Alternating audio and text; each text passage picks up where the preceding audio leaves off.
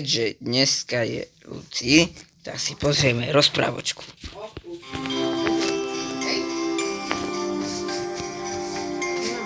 A už ticho.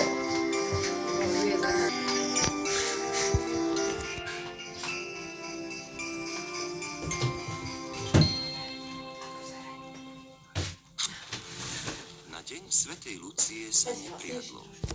Tento deň sa aj za pohanských čias považoval za posvätný, lebo sa myslelo, že je to začiatok nového roka. Svätá Lucia, ktorej meno máme v kalendári 13. decembra, však naozaj žila a bola umúčená pre svoju kresťanskú vieru.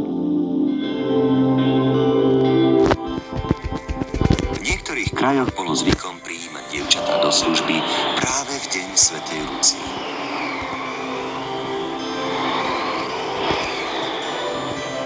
Iba lakomej sedliačke a jej dcére Julke nejaká dievka na dvere nezaklopala. Mama, vonku je psí čas. Sotva k nám takto príde.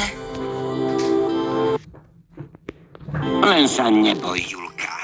Najisto sa nájde dajaké chudobné dievča, čo ho k nám hlad a bieda privedú. Čokoládový had.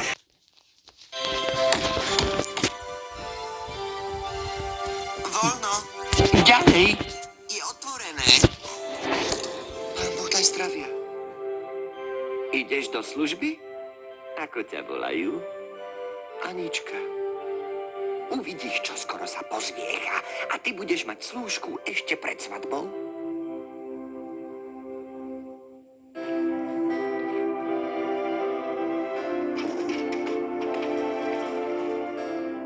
Na deň svätej Lucie sa nesmie priasť. Už aj tie stužky rozviaž a zadaj ku kolovrátku. Naše Julka potrebuje výbavu. Na čo je v tomto dome obrázok svätej Lucie, panny a mučenice, keď si ju podľa starej obyčaj... Svätá Lucia, prosím ťa, čo mám robiť? Ak neposlúchnem gazdinu, vyhodí ma zo služby a ja nechcem pradením znesvetiť tvoj sviatok. Neboj sa, tu som. Dobrým ľuďom rada pomôžem a zlých potrestám. A nie si, nože sa s chuťou dajte do roboty.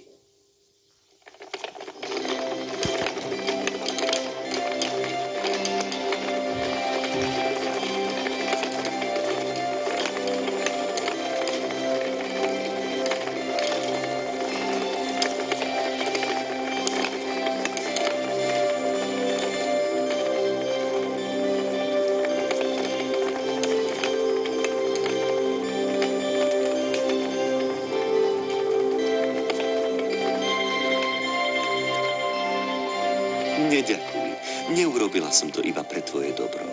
Tie dve naučím poriadku, len ma neprezrať. Psst.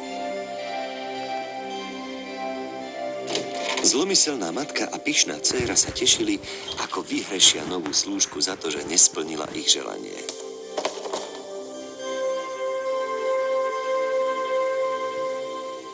Ako vidím, nezahálala si a svätá Lucia ťa nepotrestala.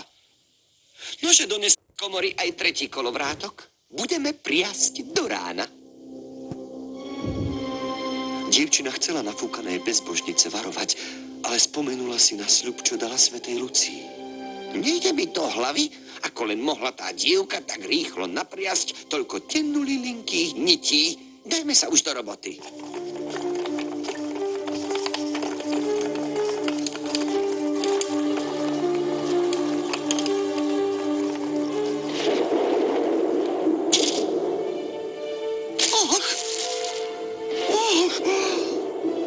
Čo sa to robí?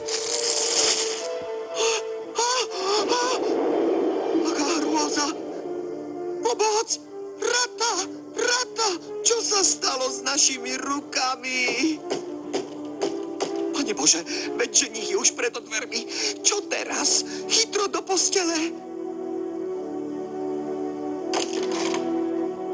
Dobré ráno. Daj Bože zdravie všetkým. Kde ste? Modrý, hľadaj.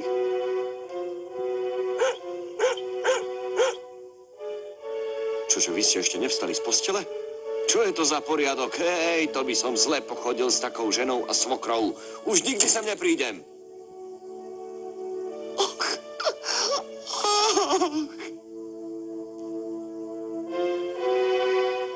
Od tých čias si museli matka s dcérou schovávať prsty s pazúrmi pod ručníkmi, kedykoľvek šli cez dedinu.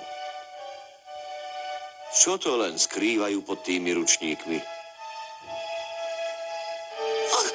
Pomoc!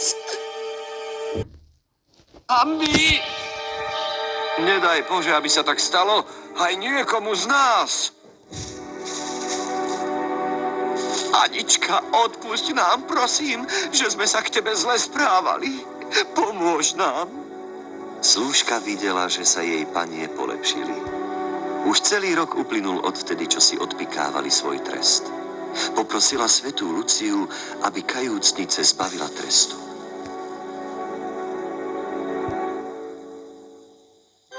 Ach.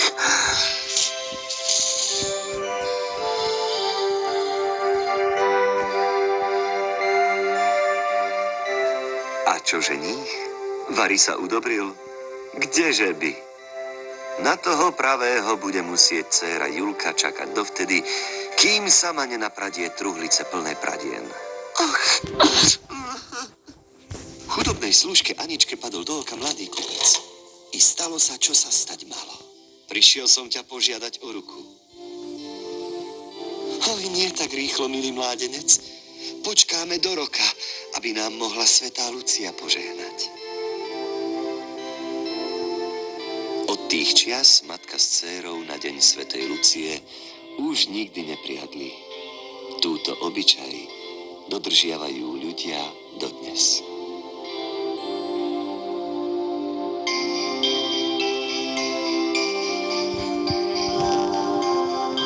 Dobre, takže sme si pozreli rozprávku o svätej Lucii. A ja ešte by som mal večer poslať ešte jedno video. Ale to bude až okolo noci. Takže až zajtra si to pozrite. Lebo ja asi zrobím, nebude to žiadne hry. Hej, nebude. Až zajtra budú hry. Dobre, takže vydržte.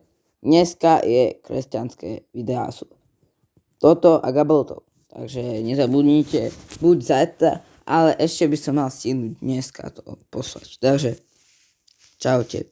A pozerajte videá moje. Margot.